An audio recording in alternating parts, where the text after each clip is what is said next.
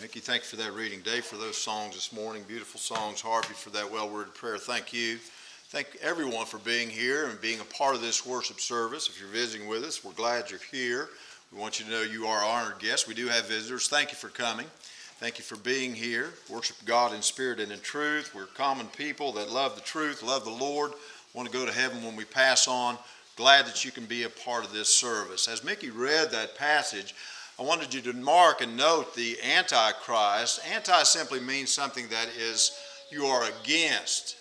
And of course, that those that were against Christ, that were denying Christ, was existing really in the very first century as these words were being written by John. So to be against something is to deny something. I want you to mark that down.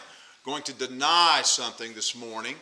In March 2nd, 1962. March 2nd, 1962, history was made in Hershey Sports Arena. On that evening, March 2nd, 1962, the Philadelphia Warriors were playing the New York Knicks. The final score of that ball game, which was an NBA record, was 169 to 147. There were a lot of records broke that night that have yet to be broken in the NBA. One of those records was, several, in fact, 4 records were broken by a man named Wilt Chamberlain. Wilt Chamberlain was in his 3rd year as an NBA professional basketball player. On that night, Wilt Chamberlain scored over 100 points. There's no film of that game. It'd be pretty cool to see that game. No pictures, no nothing really, but except what was been written down about that. Also, what he did on that night, he made 28 of 32 free throws. That is the most free throws ever made by one person in one game. Scored 100 points. 28 of those points were from the free throw line. Wilt Distilled only missed 4 free throws that evening. And he really was sent to the free throw line that evening because of his undeniable ability to dunk the ball, score points. And the New York Knicks thought it would behoove them to foul him instead of giving him 2. They'd just maybe give him 1 or whatever. But on that night, and really what they were going on was his ability to shoot free throws. The first 2 seasons of his career, he shot a whopping 50% of his free throws. But in the 3rd year of his career, he shot over 80% of his free throws. So it didn't do him much good to foul Wilt Distilled that night. But you should know that over his career, that he missed over 5,000 free throws. Wilt Chamberlain missed over 5,000 free throws. That's a lot of points. One of the all-time free throw shooters in the NBA, he also played for the defunct ABA, was Rick Barry. Rick Barry, some of you may remember him, and he's recently been in a commercial. I've seen that on the Magic Box for New York Life, where he blindfolds himself and he shoots free throw. And when he makes the free throw, the tagline is, it's all about consistency. And in his lifetime career, Rick Barry made over 90% of his free throws. So over 9 out of 10 times that Rick Barry went to the free throw line, he made it. Now, most basketball players in the NBA, in fact, all basketball players in the NBA except one, there's one guy that shoots different. They shoot like this. Did that look good? It's an overhand. I didn't mean for it to look too bad. Need a ball there. But anyway, that's an overhand toss there at the foul line, and that's how everybody shoots except one guy. And Rick Barry shot like this.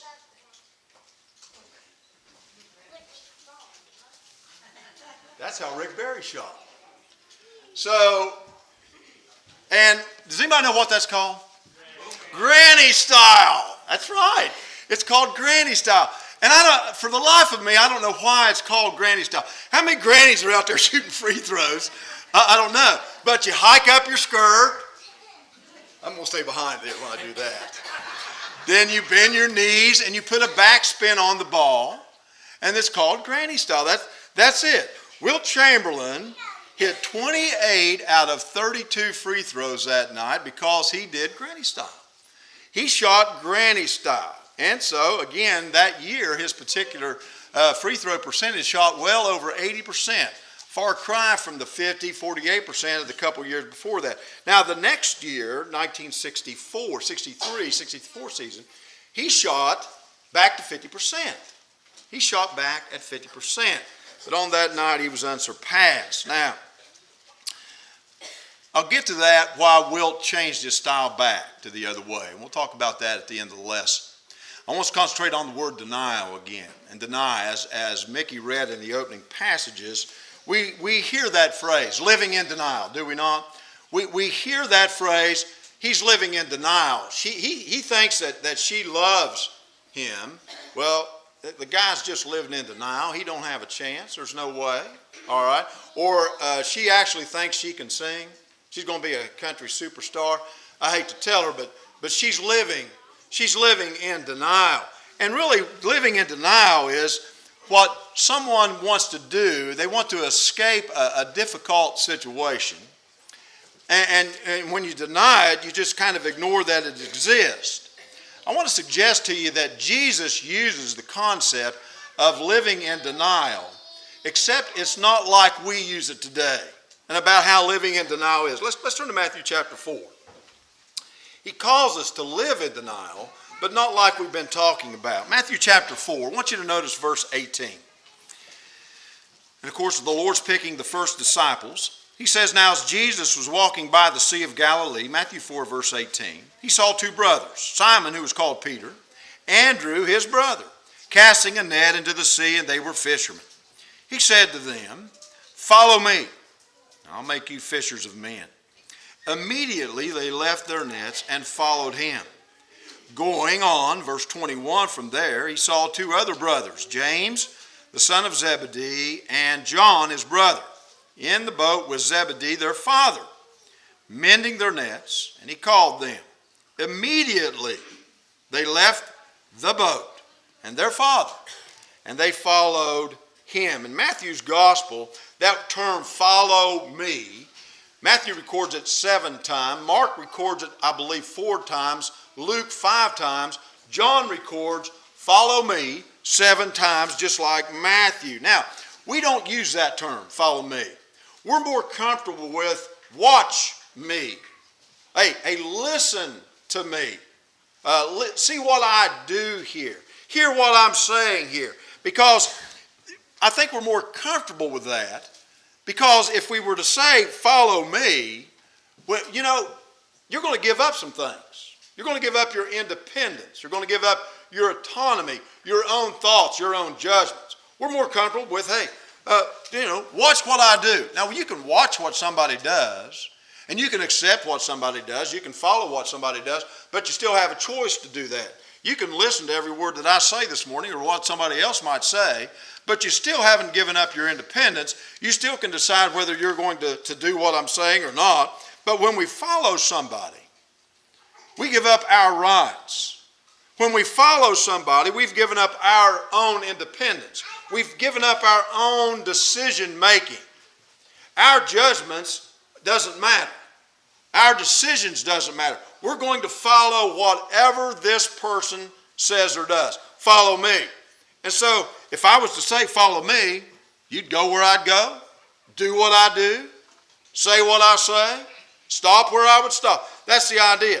And so the command that Jesus says, when he says follow him, that's the very idea of that, and thinking about what that means and meant to those first disciples and everyone that Jesus said follow, that's a strong term.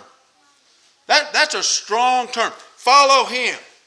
Deuteronomy chapter 1, I believe it's verse 36 on your handout.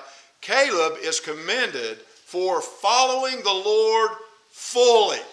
Caleb followed the Lord fully. And what's that? Well, he stayed right with the Lord. And the way that he stayed right with the Lord is that his judgments were the Lord's judgments. His thoughts were the Lord's thoughts. Jeremiah says that. God's thoughts are above our thoughts. God's ways are above our ways. And really, Jesus calls us into that kind of denial. We're going to deny ourselves. We're going to follow him. That's a hard message. That's a hard message to Christians. That's a hard message to disciples of Christ and what it means to follow him. Now listen, you're not going to hear that anywhere else. You're not going to hear that from anybody else to ask that of you. What we hear from out there, from everybody else is, you need to do what you want. You need to go with what you feel like. You need to go with your judgments. You need to go with what's going to benefit you. Have it your way, you're right. You do it your way, you do how you want it. And you know what? When you do it that way, you'll get it. And that's what we hear. We hear that all the time. Just the opposite. And Jesus counters that by demanding what? That we give up everything that we have and even who we are. When he says, follow me, in order to follow his will, everything. Everything.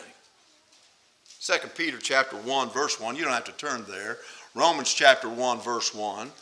Both Peter and Paul begin those epistles by saying the same thing. He says, they call themselves what? Bond servants. They're bond servants. Now, a bond servant is different than a servant. Now, all of us that we're all loaded in here. If you're visiting with us, we're so filthy rich. We've all got servants and maids at the house. Then when we hired them, what they did was they said, the one I've got over there said, I don't do windows. And so now the country that we live in and the mindset of the people that we deal with every day, we have that right. Oh, okay, you can do everything but windows. You make those decisions. You call your shots. But a bondservant can't say that. A bondservant is for all practical purposes, a slave, an indentured person that is going to give a certain amount of time to someone. That's what a bondservant is. And I think it's interesting that both Peter and Paul refer to themselves as bondservants of Jesus Christ, not friends. Not friends of Jesus Christ. We're not helpers of the Lord. No. We're bondservants of Jesus Christ. Turn back to Deuteronomy. I want you to notice in this sabbatical year where all slaves are set free, I want you to notice there's an interesting clause there where slaves can be free and sent on their way. But there's a beautiful concept here, an interesting clause here. Deuteronomy chapter 15, I want you to notice verse 12. Deuteronomy 15, verse 12. He says, if your kinsman, a Hebrew man or woman, is sold to you, then he shall serve you 6 years, but the 7th year you shall set him free. When you set him free, you shall not send him away empty-handed. You shall furnish him liberally from your flock, from your threshing floor, from your wine vault, that, he says, you shall give him as the Lord your God has blessed you. You shall remember that you were a slave in the land of Egypt, and the Lord your God redeemed you. Therefore I command you this day. It shall come about if he says to you, I will not go out from you, because he loves you and your household, since he fares well with you. Verse 17. Then you shall take an awl and pierce it through his ear into the door. And he shall be your servant forever. And you shall do likewise, he says, to your handmaiden. You know, first of all, what a concept that is. Oh Lord, I want you to think about what's going on here. Pierce me. Pierce my ear. Pierce my ear to make me that kind of servant. I want you to pierce my ear. Make me yours for life. What do you think about that? Have you ever thought about what that involves when what he's talking about here? First of all, when you look at that, here's a person that has been a servant of somebody against their will. He calls for you to do what? He wants you to remember a time when you were slaves in Egypt. You need to remember that. But you know, when you're a slave, you don't punch a time clock. When you're a slave, you don't get days off. When you're a slave, you don't get vacation. You don't get any of those things. When you're a slave, what are you? You belong to that person. When you're a slave, you belong to that person. You've got no life of your own. And in this text, that's even true for the Hebrews that owned Hebrew slaves. The same was true there. They didn't have a life of their own. Now, they either sold themselves because they had to pay for something they couldn't pay, but they gave themselves their life. But when a slave made a decision, says, I don't want to leave this house. I don't want to come from this house. You have to wonder, why would they do that? Why would somebody that could be free say, you know what, I don't want to be, I don't want my freedom. I just want to stay here. I don't want to walk away. I want to stay in this household as a slave, as your slave. And what they went through to mark that and to do that. This wasn't some, hey, sign this paper here and you can be a slave. No, that's not what they did. Listen, what they did to that slave, I've tried to do it. I tried to do it when I was writing this lesson. You ever tried? My earlobe's just not big enough. When you go to the house, get your earlobe up against the door. Try to do it. I don't know how they did it. But think about that. And then take an awl and stick it on your earlobe and take a hammer and bang, clear through into the door. And now this isn't some, hey, put a little ice on it and numb it. And we're going to hang an earring in it. And that's not it.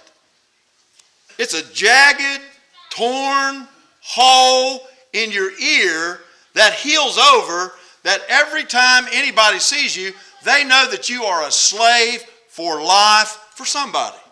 That's how you're marked. All the bleeding, all that. And all that says, I chose to do this. I chose to remain a slave. I wondered when I was read that, I wonder if there were households. And I don't know why I thought this, ADD. I thought about Halloween, thought about kids. And I thought about, hey, you can always tell when you hit those neighborhoods, you can tell who's got the Mr. Good bars. Because there's thousands of kids going to that house, and you can tell who's got the rice cakes. Nobody's going. The lights are off. You don't want kids at your house giving rice cakes.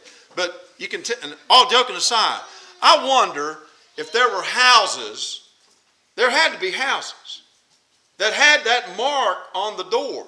How many marks? Look like woodpeckers been there. There had to be people that were that good that wanted to be slaves to that household. Why? Well, the answer's there. Because they were merciful. They were loving. They were kind.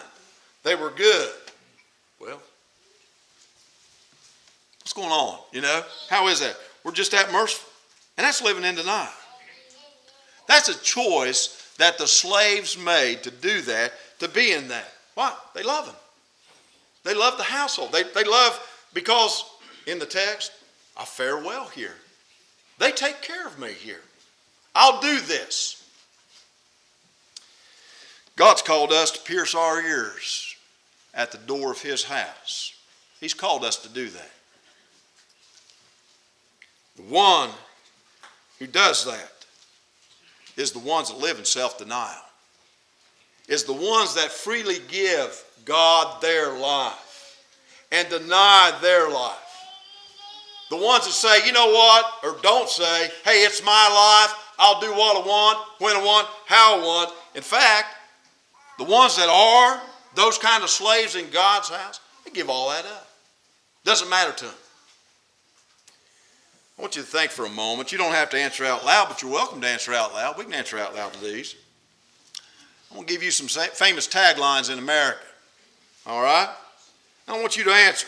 I want you to finish it. And I want you to think what the slogan might be for Jesus Christ. You're in good hands with Allstate. Don't leave home without it. What's that? American Express. The ultimate driving machine. John, I'm glad you knew that one. Know what you're driving? The happiest place on earth. Disney. The quicker picker-upper. Bounty. 15 minutes can save you $15 or 15%. Geico. That's right. When you care enough to only send the very best. Hallmark. When it absolutely, positively has to be there overnight. UPS. No, it's FedEx. Sometimes you feel like a nut, sometimes you don't. Peter Paul Mounds. You know, that thing, I looked at that, that's been around since 1953. This is one that's clever. I like this one. We answer to a higher authority. Anybody got that one? We answer to a higher authority. That's those kosher hot dog things. They make kosher. That's Hebrew National. That's what that is. Drivers wanted. Volkswagen. What's in your wallet? No, Capital One's in my wallet. Is it in you? Gatorade. All right, somebody's been watching a lot of TV. Melts in your mouth, not in your hand. Everybody got that. Just do it. Nike. That's right. Now, all those things have in common. I'll tell you what they have in common. They give everybody an advantage. They give everybody an edge. If you buy our product, you listen to the slogan, you do that, we're giving you comfort. You're going to be ahead of other people if you listen to what we're telling you, and if you do if you buy, you got an edge. You know what Jesus' slogan is? You know what the Lord's slogan is? Come die. You come die. There are a lot of icons in the Scripture that represent great things about following Jesus. But I can tell you, it's not a dove. It's not a rainbow. It's not a shepherd's staff. Although all those things have their place. It's a cross. It's a death that's humiliating. It's a death that's a slow death. Crucifixion was never meant to be fast like the gallows or a firing squad. When Jesus calls us to come to the cross, to take up your cross daily, to walk with your cross, it's an agonizing, slow, enduring death that he calls us to do. It's a death, a suffering death, where every single day, you know what's applied? Pain. To follow him is a painful, slow, enduring death. You come die. Come die. Come die. You know, I think about a lot of things when we parallel Matthew 4, for instance, James and John. Here they are, and they're working this, they're living, and their dad is there, and they're working the nest, and they're fishing, and the Lord says, "Follow me," and nothing said about his reaction. Their dad, wait a minute, where are you guys going? What are you doing? We've got work to do. We're going to go die. We're going to go die. Die to ourselves. Die to who we are. Die to the life that we had on this earth. 1 Corinthians 15, verse 31, Paul says, I die daily. You know, we sometimes think about that. We talk about death and the parallel of baptism, resurrection, Romans 6, all of those passages. And we think about dying to this life, the former life. And all that's true. That's essential to becoming a Christian. That's essential to being a child of God. That's essential to having your sins forgiven. But you know what? If you think that dying ends in the waters of baptism, you've missed the calling of what this is all about. You've missed the calling of what Jesus Christ is about. It's daily. The decisions that you're going to make, the life that you're living, what you're watching, what you're saying, who you're running with. It's a daily decision to die. Why would you want to do that? Why would you decide to do that? Because he loves you. Because he loves you, and I cannot help but love him. And I know one thing, it's revealed to me, I'm going to fare well in that. I'm going to fare well when I do that. I want to think about another challenge. You know, I said I'd come back to Wilt of Stilt. In 62, he shot over 80% of his free throws. And then when 63 and 64 came, he went back to shooting 50%. And the reason was he decided to do this instead of granny style. And they asked him, and I'll quote what he said. Why'd you go back? He said, I just felt silly. I just felt silly shooting that way. I just felt silly. I know I was successful, but I felt silly. Rick Barry, who I mentioned before, taught his son Canyon Barry to shoot underhanded free throws. He's a second leading scorer in the history of the University of Florida, and at one time made 39 consecutive free throws, and he shot underhanded. About the second game in an interview, he said that, about the third or fourth game in his college career, they interviewed him and they said, why do you continue to shoot that way? And he said, you know what, I just about gave it up after the first couple games because everybody booed and sissy, sissy, ha, ha, ha, granny, granny. But he said he heard one guy in the stand say, you know what, you can say what you want, but you need to shut your mouth because he makes them. And it hit him. This thing's about making free throws. It doesn't matter how you look. It's about making them. And he was making them that way. Nobody ever got points for style at the free throw line. Wow, that guy looked good. It didn't make it. Let's give him 2. It never happened that way. Basketball is about scoring, not style points. Shaquille O'Neal, Rick Barry approached Shaquille O'Neal, who shot 50% over his lifetime at the free throw line. Shaquille O'Neal was approached by Rick Barry, going to teach him how to shoot granny style. I quote him. He said this, I'd rather shoot 0%. You know why?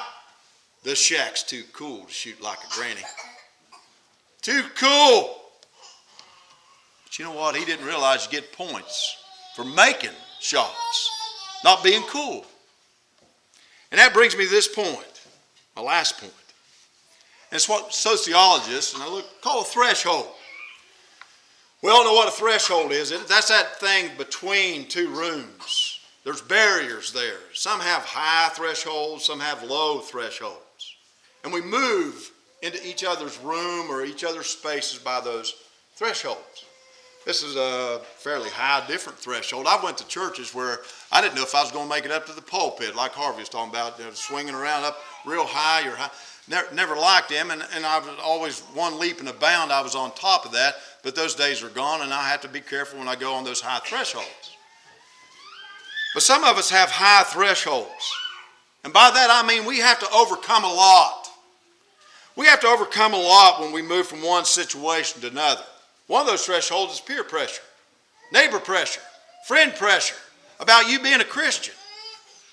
Shaq had a high threshold. No way he's going to do granny style. He's way too cool for that. But for Rick Barry, it didn't matter at all.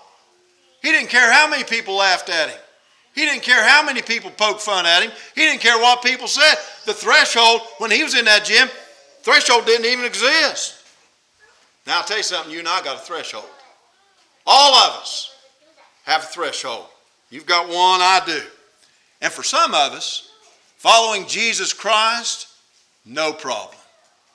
It's no problem at all. You don't care what people say. You don't care what people think. You don't care what people do. You don't care how loud they laugh at you for the position that you've taken, for what you stand for how you live. Bring it. Nothing bothers you because your threshold's really low when it comes to serving the Lord. Others have a high threshold. Others have a high threshold. Embarrassed, ashamed to make a stand for Jesus Christ, to do and say the right thing, to want to blend in, to be like the world because your threshold is way too high. When Jesus says you come live this way, you come and give up these things, you come deny yourself, you come and die, you'll do it. You'll do it. You don't even have to think about it. But that high threshold is there for a lot of people. A lot of people. I'm going to tell you something. It's not easy for me to think about the Lord standing in front of me with an awl and a hammer and saying, get over here. I'm going to nail your ear to that door. I'm going to let it go through. You're going to endure that. It's not easy for me to think about that.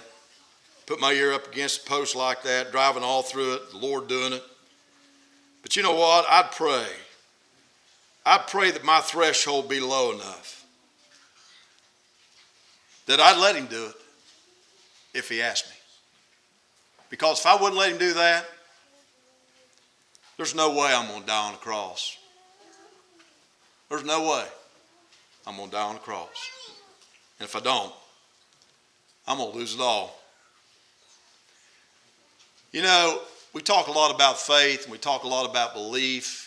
I don't think I'd question anybody in here they didn't believe in Jesus Christ. I don't think that's ever the problem about believing in Jesus Christ. It's making a stand for what you do believe in. It's taking that awe, and it's taking that piercing, and it's taking that desire to want to live for Jesus Christ. And it doesn't matter who thinks what or says what about you for what you are. Doesn't matter. You're willing to die. Come and die. That's what Jesus offers. Please get your songbooks out. I guess the question is, how willing are you to go to the cross for the Lord? How willing are you to do that? And that's about what it's about. You've got to make some decisions. And the stronger your desire to achieve those, regardless of what people think, the more likely you are to go against the flow and go with what our Lord has commanded us to do. Jesus said very plainly in his word, "He that believes and is baptized shall be saved." You willing to do that? You willing to become a Christian? Simple, trusting obedience to Jesus the Christ. Come die with him. Please come. As together we stand and sing.